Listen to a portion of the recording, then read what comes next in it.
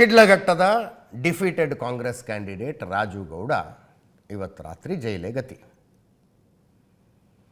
ಅಲ್ಲಿನ ಪೌರಾಯುಕ್ತೆ ಅಮೃತ ಗೌಡ ಅವರಿಗೆ ಒಂದು ಬ್ಯಾನರ್ ತೆಗೆಸಿದ್ದಕ್ಕೆ ಬಾಯಿಗೆ ಬಂದಂಗೆ ಬೈದು ಕೇಸಾಗಿ ಎಸ್ಕೇಪ್ ಆಗಿ 12 ದಿನಗಳ ನಂತರ ಅರೆಸ್ಟ್ ಆದಂಥ ರಾಜು ಗೌಡಗೆ ಇಂಟರಿಮ್ ಬೇಲ್ ಕೊಡೋದಕ್ಕೆ ನ್ಯಾಯಾಲಯ ಒಪ್ಪಿಕೊಳ್ಳಲಿಲ್ಲ.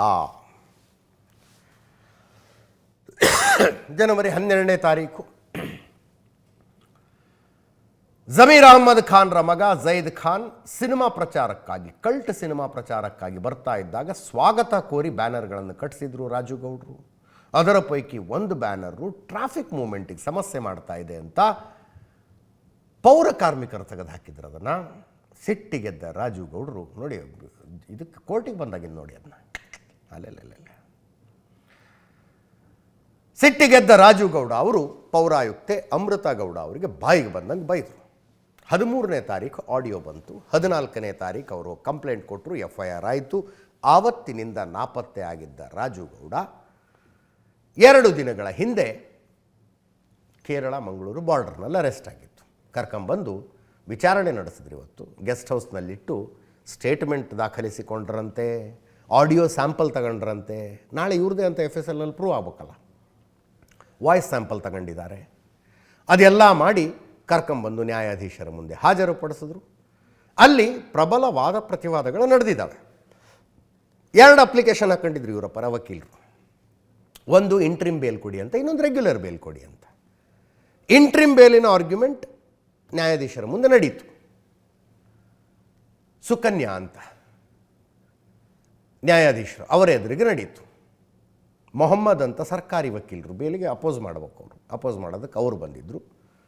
ವಿವೇಕ್ ಸುಬ್ಬಾರೆಡ್ಡಿ ಸೀನಿಯರ್ ಕೌನ್ಸಿಲ್ ಅವರು, BJP ನಾಯಕರು, ಅವರು ಬೇಲ್ ಕೊಡಿ ಅಂತ ರಾಜೀವ್ ಗೌಡ ಅವರ ಪರವಾಗಿ ವಾದ ಮಾಡಿದ್ರು. ಆದ ವಾದದ ಪೈಕಿ ಒಂದು ಏನು ಹೇಳಿದ್ರಪ್ಪ ಅಂದರೆ, ಏಷ್ಯಾನೆಟ್ ಸುವರ್ಣ ನ್ಯೂಸ್ನ ಹೆಸರು ಬಂತದ್ರಲ್ಲಿ ಅಧಿಕೃತವಾಗಿ ಆನ್ ರೆಕಾರ್ಡ್. ಏನಂತ, ಅವ್ರು ಸಾರಿ ಕೇಳಿಬಿಟ್ಟಿದ್ದಾರೆ ಏಷ್ಯಾನೆಟ್ ಸುವರ್ಣ ನ್ಯೂಸ್ನಲ್ಲಿ ಅಂತ. ಸಾರಿ ಕೇಳಿಬಿಟ್ಟಿದ್ದಾರೆ ಅವರು. ಹಂಗಿದ್ದ ಮೇಲೆ ಬೇಲ್ ಕೊಡಿ ಅಂದರು. ಅಲ್ಲಿ ಒಂದು ಸೆಕ್ಷನ್ ಹಾಕಿದ್ದಾರೆ, BNS 132. BNS 132 ಕರ್ತವ್ಯಕ್ಕೆ ಅಡ್ಡಿಪಡಿಸೋದು. ಕರ್ತವ್ಯಕ್ಕೆ ಅಡ್ಡಿಪಡಿಸೋದು ಅಂದರೆ ಫಿಸಿಕಲಿ ಹೋಗಿ ಅಡ್ಡಿಪಡಿಸಿಲ್ವಲ್ಲ ಅಂತ ವಾದ ಬಂದದ್ದು. ಫೋನ್ನಲ್ಲಿ ತಾನೇ ಫಿಸಿಕಲಿ ಹೋಗಿ ನಾನು ಅಲ್ಲಿ ಹೋಗಬೇಕು ಅಂತ ಸರ್ಕಾರಿ ಅಧಿಕಾರಿ ಒಬ್ಬರು ಹೇಳಿದಾಗ ನಾನು ಬಿಡೋದಿಲ್ಲ ಅಂತ ಅಡ್ಡ ನಿಂತ್ಕೊಳ್ಳೋದು, ಅಂಥದ್ದಕ್ಕೆಲ್ಲ ಸೆಕ್ಷನ್ 132 ಹಾಕಬೇಕೇ ಹೊರತು ಫೋನ್ನಲ್ಲಿ ಬೈದಿದ್ದಕ್ಕಲ್ಲ. ಏಷ್ಯಾನೆಟ್ ಸುವರ್ಣ ನ್ಯೂಸ್ನಲ್ಲಿ ಅವರು ಸಾರಿ ಕೇಳಿಬಿಟ್ಟಿದ್ದಾರೆ, ಆದ್ದರಿಂದ ಬೇಲ್ ಕೊಟ್ಟುಬಿಡಿ ಅಂತ ಒಂದು ಕೇಳಿದ್ರು. ಇನ್ನೊಂದು ಕಡೆ ಮೊಹಮ್ಮದ್ ಅವರು ಹೇಳಿದ್ರು, ಇದನ್ನೇನು ಮೊಬೈಲ್ ಸೀಸ್ ಆಗಿಲ್ಲ ಇನ್ನು, 12 ದಿನಗಳಿಂದ ಆರೋಪಿ ಸಾಕಷ್ಟು ಕಡೆ ತಲೆ ಮರೆಸ್ಕೊಂಡು ಓಡಾಡಿದ್ದಾರೆ, ಅಲ್ಲೆಲ್ಲ ಕರ್ಕೊಂಡು ಹೋಗಿ ಮಹಜರ್ ಮಾಡಿಸಬೇಕಾಗಿದೆ. ಯಾಕೆ BNS 132ನಲ್ಲಿ ಸೆಕ್ಷನ್ 132 ಹಾಕಿರೋದು ಅನ್ನೋದಕ್ಕೆ ಎಕ್ಸ್ಪ್ಲನೇಷನ್ ನಾವು ಕೊಟ್ಟಿದ್ದೀವಿ. ಅಷ್ಟು ಕೆಟ್ಟದಾಗಿ ಮಾತಾಡಿದ್ದಾರೆ, ಎಲ್ಲರ ಮುಂದೆ ಹೇಳೋದಕ್ಕಾಗೋದಿಲ್ಲ, ಬೇಕಿದ್ರೆ ಕೇಳಿಸ್ಕೊಳ್ಳಿ ಅಂತ ನ್ಯಾಯಾಧೀಶರಿಗೆ ಮೊಹಮ್ಮದ್ ಸರ್ಕಾರಿ ವಕೀಲರು ಹೇಳಿದ್ರು. ಅಷ್ಟೆಲ್ಲ ಆದ ನಂತರ ಜಾಮೀನನ್ನು ನಿರಾಕರಿಸಲಾಯಿತು, ಮಧ್ಯಂತರ ಜಾಮೀನನ್ನು ನಿರಾಕರಿಸಲಾಯಿತು. ರೆಗ್ಯುಲರ್ ಬೇಲ್ ಮೇಲೆ ನಾಳೆ ಆರ್ಗ್ಯುಮೆಂಟ್ಸ್ ಆಗುತ್ತಂತೆ. ರೆಗ್ಯುಲರ್ ಕೋರ್ಟ್ನಲ್ಲಿ ಅಬ್ಜೆಕ್ಷನ್ಸ್ ಹಾಕ್ಕೊಳ್ಳಿ ಅಂತ ಸರ್ಕಾರಿ ವಕೀಲರಿಗೆ ಹೇಳಿದ್ದಾರೆ. ಅಂದರೆ ನೀವು ಬೇಲ್ ಯಾಕೆ ಕೊಡಬಾರ್ದು ಅನ್ನೋದಕ್ಕಿದ್ರೆ ರಿಟರ್ನ್ ಆಗಿ ನೀವು ಏನಾರು ಹಾಕ್ಕೊಳ್ಳಿ ಅಂತ. ಅದರ ಮಧ್ಯದಲ್ಲಿ ಈ ರಾಜೀವ್ ಗೌಡಗೆ ತಲೆಮರೆಸಿಕೊಂಡಿದ್ದ ಅವಧಿಯಲ್ಲಿ ಶೆಲ್ಟರ್ ಕೊಟ್ಟಿದ್ದು ಮೈಕೆಲ್ ಅನ್ನುವಂಥ ಒಬ್ಬ ವ್ಯಕ್ತಿ. ಮೈಕಲ್ ಅನ್ನುವಂಥ ಒಬ್ಬ ವ್ಯಕ್ತಿ ಶೆಲ್ಟರ್ ಕೊಟ್ಟಿದ್ದು, ಆ ವ್ಯಕ್ತಿಗೆ ಬೇಲಾಯಿತು ಇವತ್ತು. ಇಂಡಸ್ಟ್ರಿಯಲಿಸ್ಟ್ ಅಂತೆ.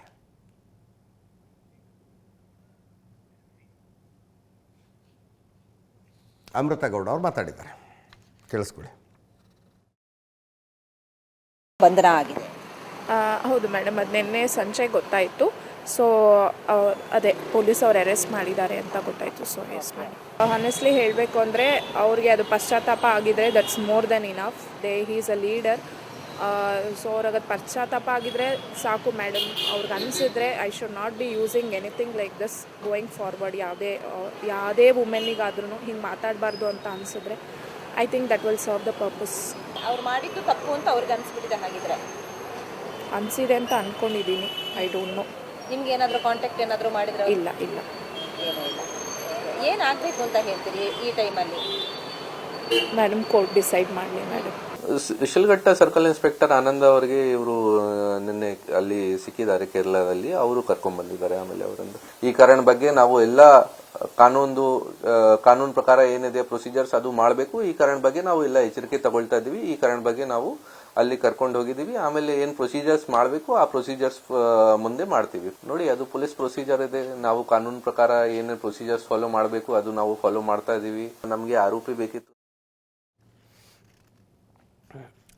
ರಾಜೀವ್ ಗೌಡ ಹೆಂಗೆ ಅರೆಸ್ಟ್ ಆಗಿದ್ದು ಅನ್ನೋದೇ ಒಂದು ಇಂಟ್ರೆಸ್ಟಿಂಗು. ನಾಪತ್ತೆ ಆಗುವಾಗ ಸಹಜ ಪೊಲೀಸರು ಫೋನು ಟ್ರೇಸ್ ಮಾಡ್ತಾರೆ ಅಂತ ಆಫ್ ಮಾಡ್ಕೊಂಡ್ಬಿಡ್ತಾರೆ. ಫೋನ್ ಆಫ್ ಮಾಡ್ಕೊಂಡ ಮೇಲೆ ಇವರಿಗೆ ಕೈ ಕಟ್ಟದಂಗೆ ಆಗ್ಬಿಡುತ್ತೆ ಪೊಲೀಸರಿಗೆ, ಹೆಂಗೆ ಹಿಡಿಯೋದು ಅಂತ.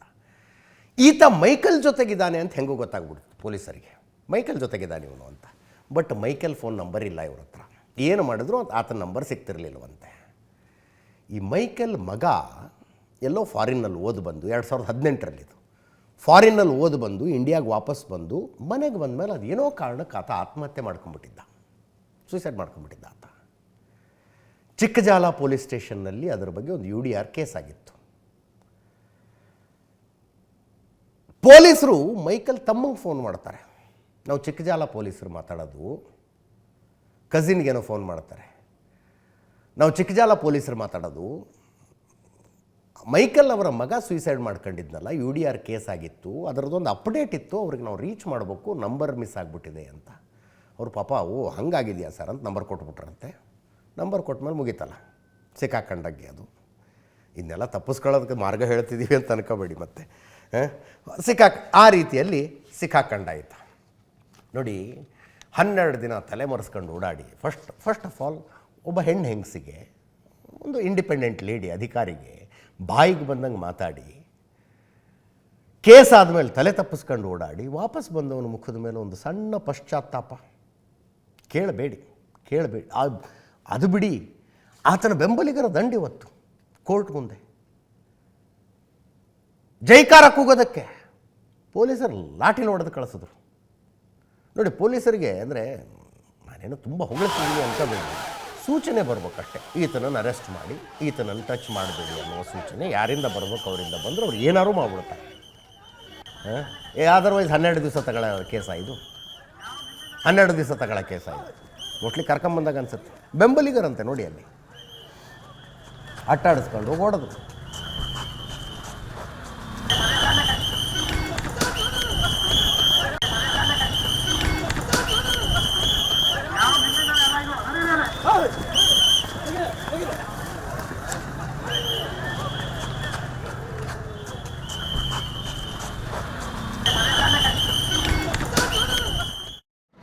ಬೇಲ್ ರಿಜೆಕ್ಟ್ ಆಗಿದೆ. ನಾಳೆ ಉತ್ತರಿಸ್ತೀನಿ ಎಲ್ಲ ಅದಕ್ಕೆ. ಹಾಂ ಸರ್, ನಾಳೆ ಉತ್ತರಿಸ್ತೀರಾ sir? Thank you sir. Sir ನಾಳೆ ಆದರೆ ಏನೋ ಸಿಗೋ ಭರವಸೆ ಇದೆಯಾ ಸರ್? ದೇವ್ರ ಮೇಲೆ ಯಾಕೆ ಇಷ್ಟೊಂದು ಟಾರ್ಗೆಟ್ ಮಾಡಿಲ್ಲ ಸರ್ ನಿಮ್ಮನ್ನ? ಶಿಡ್ಲಘಟ್ಟ ಜನರ ಆಶೀರ್ವಾದ ಇದೆ. ಬೇಲ್ ರಿಜೆಕ್ಟ್ ಆಗಿದೆ. ನಾಳೆ ಉತ್ತರಿಸ್ತೀನಿ ಎಲ್ಲ ಅದಕ್ಕೆ. ಹಾಂ ಸರ್. ಒಂದು ಮೇನ್ ಕೇಸ್ನಲ್ಲಿ, ಕಮಿಷನರ್ ಆಗಿದಂಥ ಕೇಸ್ನಲ್ಲಿ ನಾವು ಮಧ್ಯಂತರ ಜಾಮೀನು ಕೇಳಿದ್ವಿ, ಅವರು ಪೊಲೀಸ್ ಕಸ್ಟಡಿ ಕೇಳಿದ್ರು ಪೊಲೀಸರು. ಇಂಥ ಪ್ರಕರಣಗಳಲ್ಲಿ ಸಾಕ್ಷ್ಯಾಧಾರಗಳನ್ನು ಮುಂಚೆಯೇ ಕಲೆ ಹಾಕಿಕೊಂಡಿರುವ ಪೊಲೀಸರು ಮತ್ತೆ ಸಾಕ್ಷ್ಯಾಧಾರಗಳು ಇಲ್ದಿರ ಬೇಕಿಲ್ದಿರ ಪೊಲೀಸ್ ಕಸ್ಟಡಿ ಕೇಳ್ತಾ ಇದ್ದಾರೆ ಅಂತ ನಾವು ವಾದ ಮಾಡಿದ್ವಿ. ಯಾಕೆ ಅಂತಂದರೆ ಇದರಲ್ಲಿರೋದು ಸಾಕ್ಷ್ಯಾಧಾರ ಓನ್ಲಿ ದ ಟೇಪ್ ರೆಕಾರ್ಡಿಂಗ್. ಆ ಟೇಪ್ ರೆಕಾರ್ಡಿಂಗ್ ಸಿಕ್ಕಿದ ಮೇಲೆ ಮತ್ತೆ ಇನ್ನೇನು ಸಾಕ್ಷ್ಯಾಧಾರಗಳಿಲ್ಲ. ಆದ್ದರಿಂದ ಅವರು ಪೊಲೀಸ್ ಕಸ್ಟಡಿ ಕೇಳ್ತಾ ಇರೋದು ಸಮಂಜಸವಲ್ಲ, ದಯವಿಟ್ಟು ರಿಜೆಕ್ಟ್ ಮಾಡಿ ಅಂತ ಒಂದು ಭಾಗ. ಇನ್ನೊಂದು ಭಾಗ ಬೇಲ್ ಕೊಡಿ, ಇಂಟ್ರಿಮ್ ಬೇಲ್ ಕೊಡಿ ಅಂತ ಕೇಳಿದ್ವಿ. ಕೋರ್ಟು ಅವ್ರಿಗೆ ಪೊಲೀಸ್ ಕಸ್ಟಡಿ ಕೊಟ್ಟಿಲ್ಲ, ಜುಡಿಷಿಯಲ್ ಕಸ್ಟಡಿ ತಿರಸ್ಕರಿಸಿದ್ದಾರೆ. ಪೊಲೀಸವ್ರು ಕೇಳಿರೋ ಪೊಲೀಸ್ ಕಸ್ಟಡಿಯನ್ನು ತಿರಸ್ಕರಿಸಿ ಅವಶ್ಯಕತೆ ಇಲ್ಲ, ಯಾಕೆಂದರೆ ಸಾಕ್ಷ್ಯಾಧಾರಗಳನ್ನ ಕಲೆ ಹಾಕಿದ್ದಾರೆ ಅಂತ ಹೇಳಿದ್ದಾರೆ.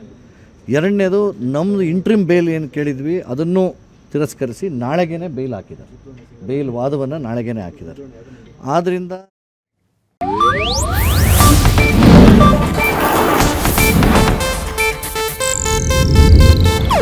ಇದು ಏಷ್ಯಾನೆಟ್ ನ್ಯೂಸ್ ನೆಟ್ವರ್ಕ್ ಪ್ರಸ್ತುತಿ.